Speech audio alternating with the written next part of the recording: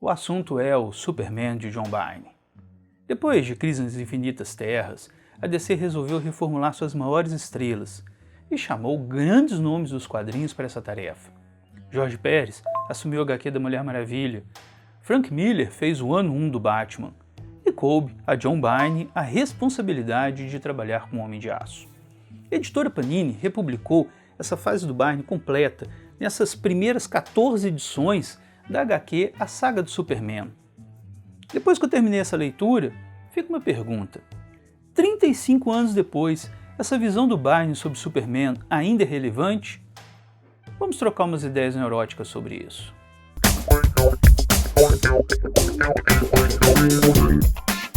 Saudações, Sandro do Neurose HQ, e as histórias em quadrinhos do Superman, escritas e desenhadas por John Byrne na década de 80, são um dos marcos mais significativos e influentes na história do personagem. A reformulação iniciou numa minissérie em 6 edições chamada The Man of Steel, cujo primeiro número saiu em outubro de 1986. Aqui, essa minissérie e os títulos que faziam parte dessa reformulação saíram pela primeira vez numa HQ mensal da editora Abril, ainda se chamando Super-Homem, em formatinho, a partir do número 38, lançado em agosto de 1987. Houve algumas republicações dessa minissérie e de uma outra história, como essa daqui, também ainda em formatinho, mas uma republicação completa dessa fase, em formato americano, somente agora, no título A Saga do Superman, publicada pela editora Panini, nas suas primeiras 14 edições. Publicado originalmente nos títulos estadunidenses Superman, Adventures of Superman e Action Comics, o trabalho do Byrne durou de 86 até 1988. Foi um momento emblemático para o personagem.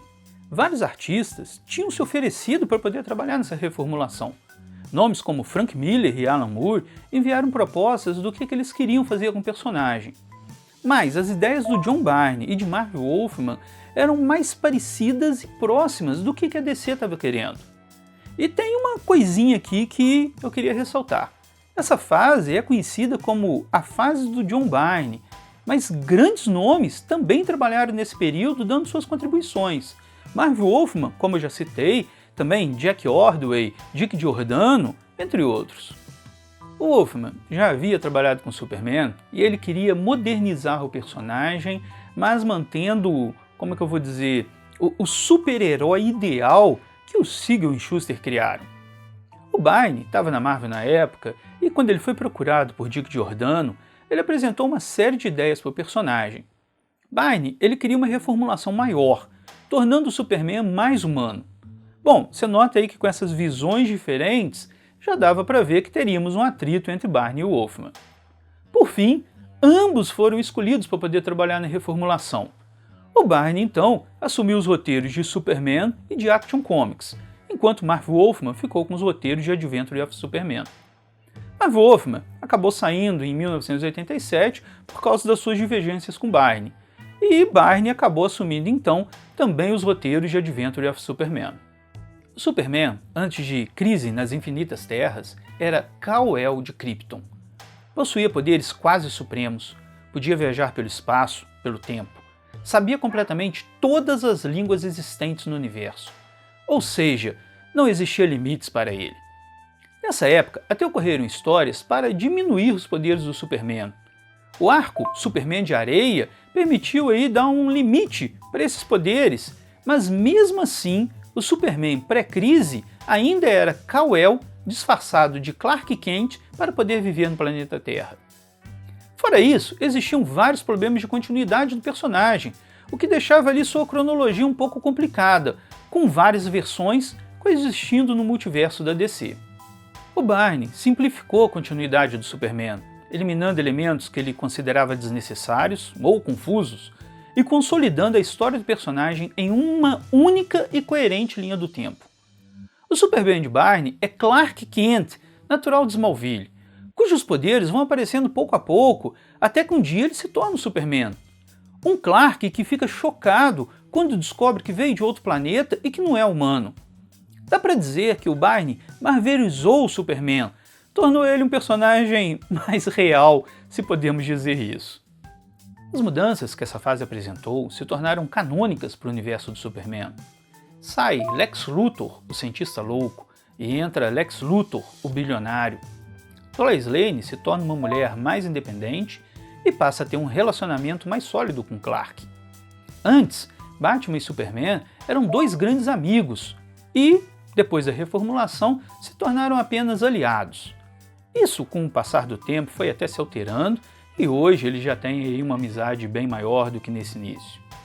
Vilões e aliados antigos foram renovados, Metallo, Projeto Cadmus. Foi mostrado qual que era o relacionamento do Superman com os outros heróis do universo DC. Byrne incluiu até uma explicação de por que a Legião de Super-Heróis acreditava que havia um Superboy, coisa que esse Superman nunca havia sido. Mudanças mais radicais ocorreram.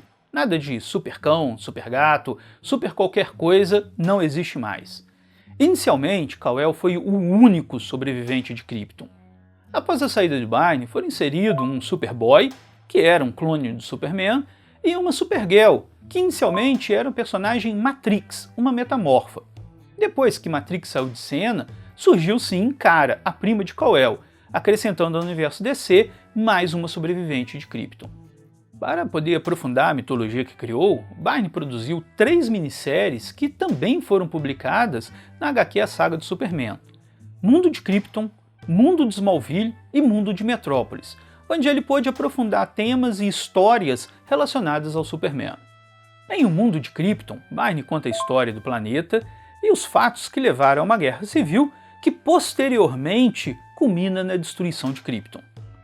Em O Mundo de Smallville, ao visitar os seus pais, Clark fica sabendo mais sobre o passado de Martha e Jonathan. Em O Mundo de Metrópolis, são aprofundados os personagens da cidade e do planeta diário. Nessas 3 minisséries, Byrne foi o roteirista. Mike Mignola foi responsável pela arte de Krypton, Kurt e Sean Fomberger fez a arte de Smallville e Win Mortimer, a de Metrópolis. Ao sair do título, Byrne fez, para mim, uma das grandes histórias que acabou mudando definitivamente o personagem. O Superboy, que a Legião dos Super-Heróis conhecia, vinha de um universo compacto. Esse universo compacto era como uma homenagem às histórias do Superman por a Crise, com uma mitologia muito similar. Nele também existiam os vilões que sobreviveram à explosão de Krypton: Zod, Zaora e Kexu. Esses vilões destruíram toda a vida nesse universo compacto, e após matar a todos no planeta Terra de lá, eles ameaçam a vir para o universo do Superman e também matar a todos. Superman de Byrne toma uma decisão que ele nunca havia tomado antes: mata os 3 vilões. Com isso, Byrne tira essa aura imaculada do Superman, a do super-herói infalível, e faz dele mais humano. Uma pessoa que toma decisões, e algumas delas podem estar erradas, decisões que ele pode se arrepender depois. E John Byrne? Quem é esse sujeito? Um cara polêmico? Um dos grandes nomes dos quadrinhos? Sumido do atual circuito das HQs? Bom, Byrne é tudo isso e muito mais. Durante sua carreira, ele se posicionou publicamente sobre alguns fatos e acontecimentos e com posições que nem sempre estavam do lado correto. Byrne acabou acumulando desafetos e controvérsia ao longo dos anos e não é bem visto aí por todos. O Byrne não ficou do lado do Jack Kirby quando esse defendeu os direitos dos artistas. Byrne acabou ficando do lado da Marvel e ganhou o apelido de O Homem da Empresa. Ele compra briga com fãs na internet, solta críticas a títulos novos, como ele fez com a linha Ultimate da Marvel, e tudo isso acabou por deixar Byrne afastado aí do mercado atual. Para saber mais sobre ele, eu aconselho você a fazer a leitura desse livro aqui, John Byrne, O Gênio Indomável, de Rodrigo Talayer. Uma puta biografia de Byrne, com os títulos que ele já trabalhou, detalhes dos bastidores e muito mais.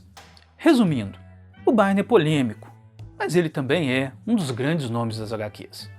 Seus trabalhos à frente de Quarteto Fantástico, X-Men, Tropa Alpha, os seus títulos autorais como Next Man, Trio, Operação Highways, isso daí só para poder citar alguns, tá? Valem muito a leitura.